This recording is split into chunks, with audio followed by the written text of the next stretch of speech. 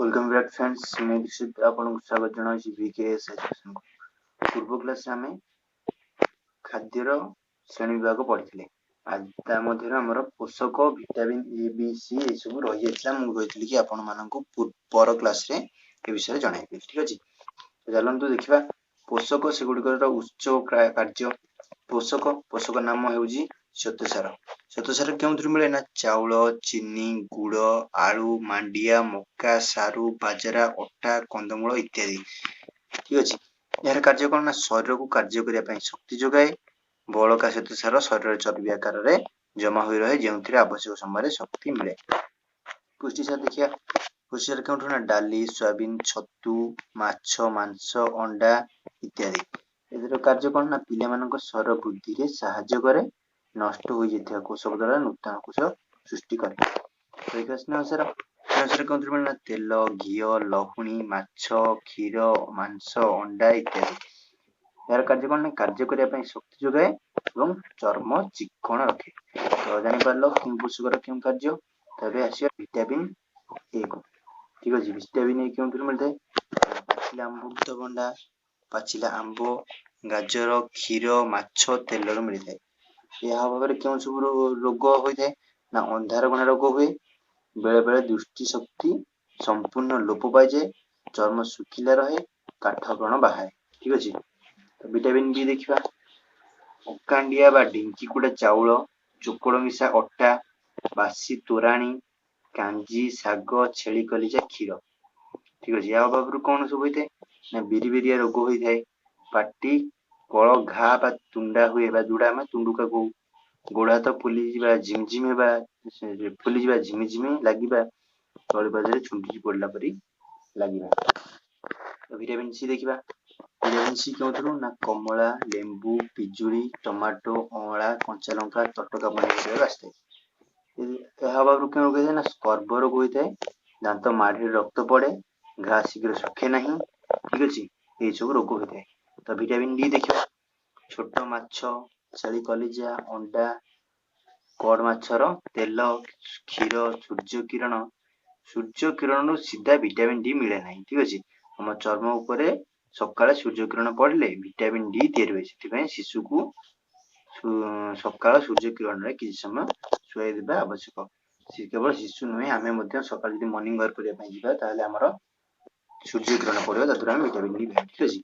तो यह अभाव कौन क्यों रोग होता है देखा यह अभाव रिकेटस ऑस्टियोमालेशिया रोग हुए हाथ गोड़ सरू हो जाए अस्थि टाण हुए ना ठीक अच्छे। अस्थि माने हमर हाड़। ई विटामिन ई क्यों मिले ना गजामुग गजा बुट राशि तेल सूर्यमुखी तेल फल ठीक अच्छे।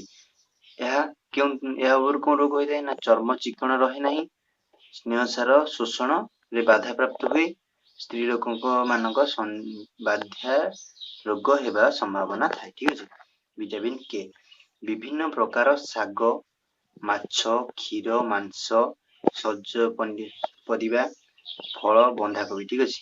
अभाव कौन होता है ना शरीर कौन स्थान कटिगले रक्तस्राव बंद हुए ना देखो जन जन रक्त कटिगले बंद हुए ना तार विटामिन डी अभाव अच्छी ठीक अच्छे। तो देखा खनिज लवण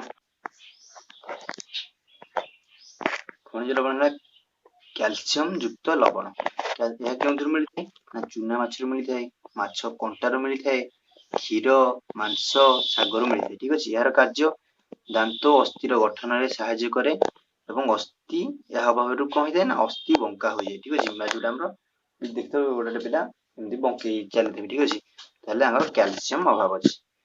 खनिज लवण कौन ना लौह युक्त लवण कौटू मिले ना सजना शाग पोई भेंडी कदली मांडिया पालंग इत्यादि ठीक अच्छे। यार कार्य रक्त तैयारी कर साहाय्य करे रक्तहीनता देखा जाए ठीक अच्छे। आयोडीन युक्त लवण या कौटू ना सजना छुई समुद्र माछ समुद्र कूलवर्ती अंचल होता पनीपरिया फल आयोडीन युक्त लवण ठीक अच्छे। थायरॉइड ग्रंथि को कार्यक्षम कराए यार कार्य छोटू यह अभाव कौन होता है ना गलगंड रोग हुए पिला मानसिक विकास रे बाधा करे ठीक अच्छे। तो लास्ट देखा खाद्य केते 10 ରୁ 12 पिला खाद्य तालिका ठीक अछि खाद्य शस्य होची चाउल मक्का मांडिया ठीक अछि निरामिष पई 320 ग्राम एवं आमिष जो मान खाउछन सेमान पई मध्ये 320 ग्राम डाली जेपरि कोन ना हरड मुग बुट मसूर कंदुल राजमा निरामिष पई 70 ग्राम आमिष पई 60 ग्राम ठीक अछि तो खाद्य नाम हो सागो कंचा परिबा निरामिष पई 100 ग्राम आमिष पई मध्ये 100 ग्राम पनीपरिबा ठीक अछि निरामिष पई 50 ग्राम आमिष मन पई मध्ये 50 ग्राम फल जेपरि सेव पिजुली अळा ठीक अछि निरामिष पई मध्ये 50 ग्राम आमिष पई मध्ये 50 ग्राम क्षीर निरामिष पई 300 ग्राम आमिष मन पई 200 ग्राम ठीक अछि ताले तेल बा घियो ठीक अछि तेल निरामिष पई 35 ग्राम आमिष मन पई मध्ये 35 ग्राम माछ मांस अंडा निरामिष माछ मांस अंडा खांतिनी तो आमिष मन पई 50 ग्राम चूड़ा मिठा गुड़ ठीक अछि निरामिष पई 50 ग्राम आमिष मन पई मध्ये 50 ग्राम तो आज भिडियो शेष करूची नेक्स्ट क्लास में तार प्रश्न उत्तर करिया यदि आपण माने चैनल को नुआ आछंती चैनल टी को सब्सक्राइब करंतु एवं पाखर थिबा बेल आइकन टी को दबाई दियंतु आपण मान पई एपरी नुआ नुआ वीडियो आनथि धन्यवाद।